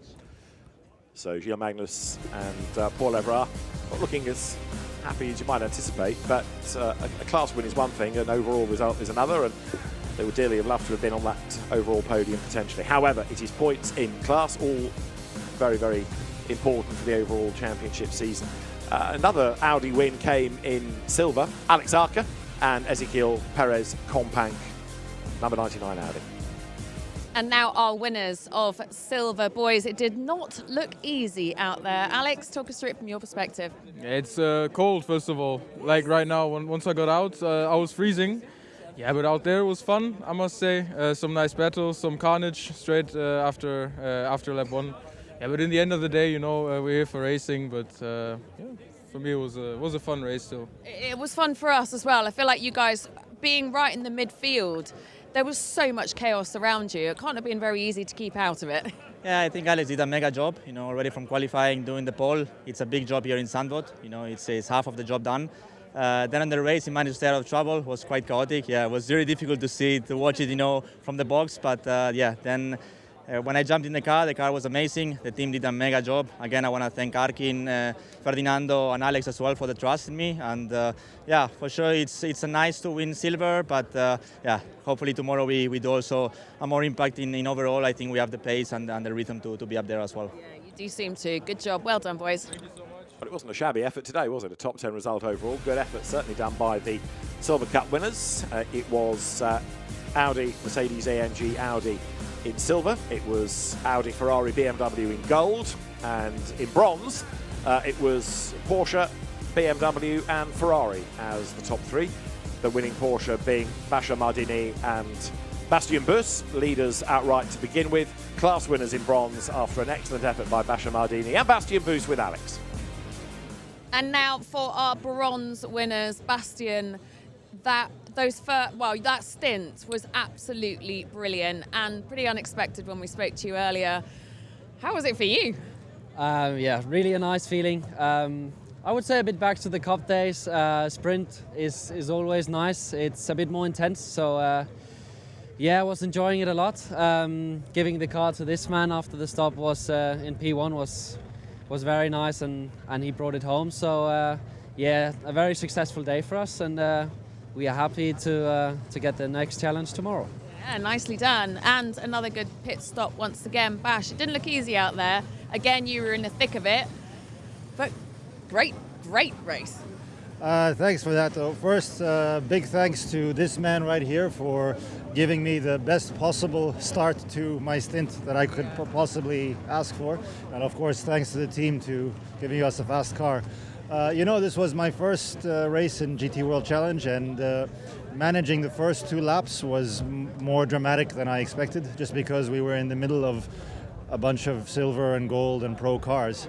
And you know, the big challenge with this series is staying on the racing line and not getting in the pickup.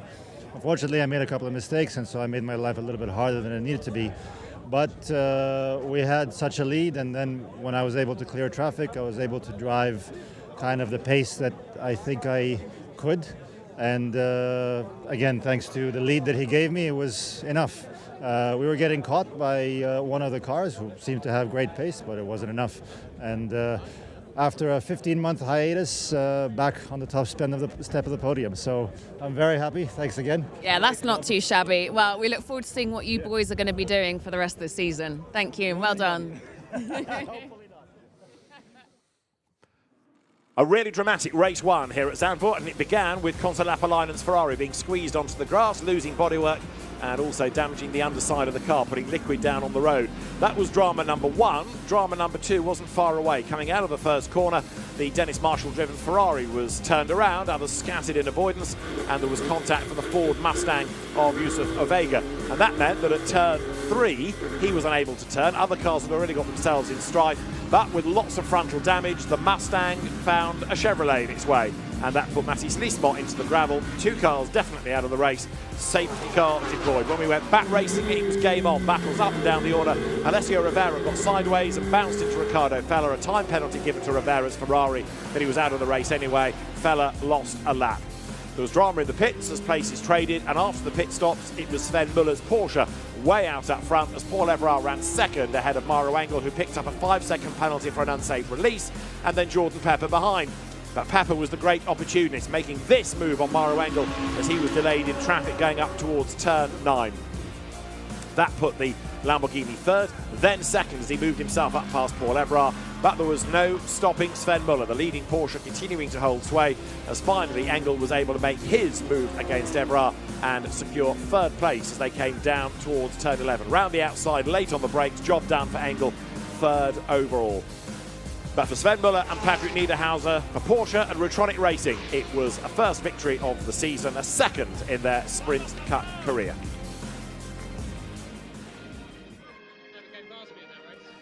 So the overall podium underway. Mauro Engel, Lucas Auer for third. For that second place, you can see Jordan Pepper and Luca Engschler and Sven Muller and Patrick Niederhauser, the race winners.